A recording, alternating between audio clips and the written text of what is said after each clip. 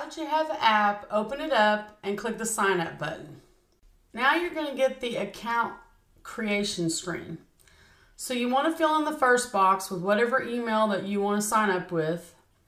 Then you want to put in the invitation code box, the second box.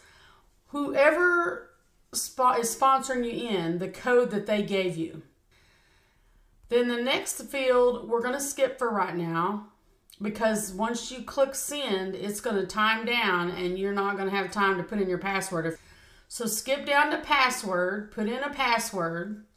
Now I'm going to tell you the passwords can only be letters or numbers and can only be 6 to 12 characters, and it must be a minimum of 6 and a maximum of 12.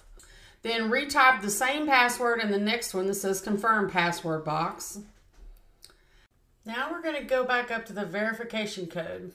And what you're going to do is you're going to click the send button on the side, and then you're going to get a pop-up to have you verify.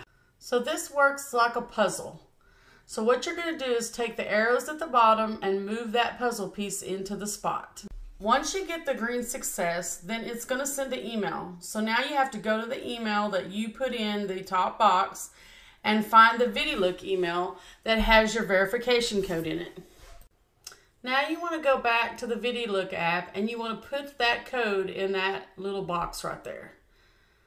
And then you want to click the sign up button.